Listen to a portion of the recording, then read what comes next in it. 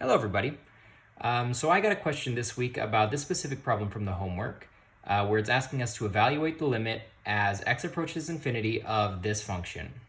So it's a pretty substantial function that we're taking a look at, but in order to get this done, what we have to remember is our limit laws.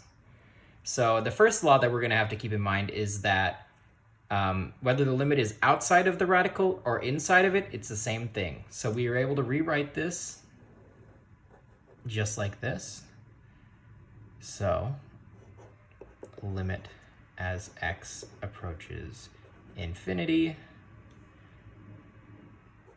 of 49x cubed plus 3x minus 2 all over 5 minus 6x plus x cubed. And this whole thing is now under a radical.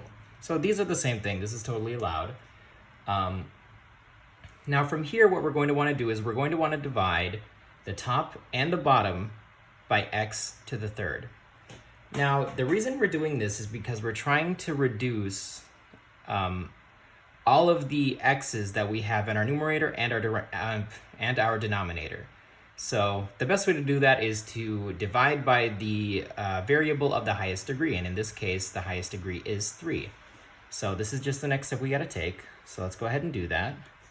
So limit as x approaches infinity of 49 x cubed divided by x cubed, that just becomes 49, plus 3x over x cubed, that would be 3 times 1 over x squared. The x cubed becomes an x squared because it cancels out with this x right here. And finally, we have minus 2 times 1 over x cubed.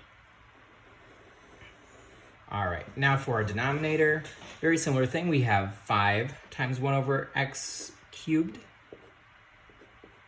And remember, this is the same thing as saying 5 divided by x cubed. I just prefer to rewrite it this way. Minus 6 times 1 over x squared. Remember, the x cubed, one of the it becomes x squared because this x cancels out. And finally, we have plus x cubed, and that's x cubed divided by x cubed, which is, of course, just 1. So don't forget this. There we go.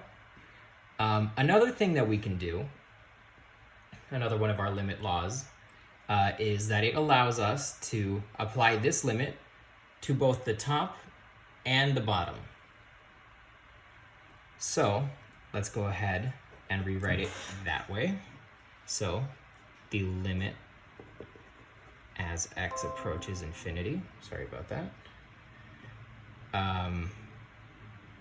of 49 plus 3 times 1 over x squared minus 2 times 1 over x cubed over the limit as x approaches infinity of 5 to the 1 over x cubed minus 6 to the 1 over x squared plus 1. Don't forget the division bar and the radical. As you can see, this is getting pretty ridiculous. And it's going to get worse, unfortunately. But to avoid writing it all out, I'm going to see if I can't just explain it. So another one of the things that we're allowed to do with limits is sort of, for lack of a better word, distribute it through things being added or subtracted. So the limit as x goes to infinity of all of this is the same as the limit of 49 plus the limit of 3 times 1 over x squared minus the limit of 2 times 1 over x cubed. Well, really, I think I should write it out, even though it's going to be a bit ugly. So here we go. The limit of as x goes to infinity of 49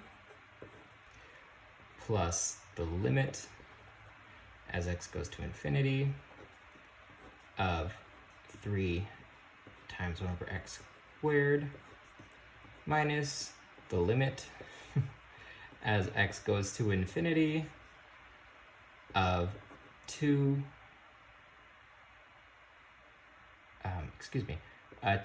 times 1 over x cubed over the limit as x goes to infinity of 5 times 1 over x cubed minus the limit as x goes to infinity of 6 times 1 over x squared plus the limit as x goes to infinity of 1. And don't forget, this is all still square rooted. Okay, so I think that's as broken down as we need to get it. So let's start by doing the simplest things. So the limit of a number is always just itself. We can just sort of cross these out because these are just normal numbers. Let me think. All right. So the limit as x goes to infinity in a case like this, if we have 1 divided by x to the something, that winds up going to 0.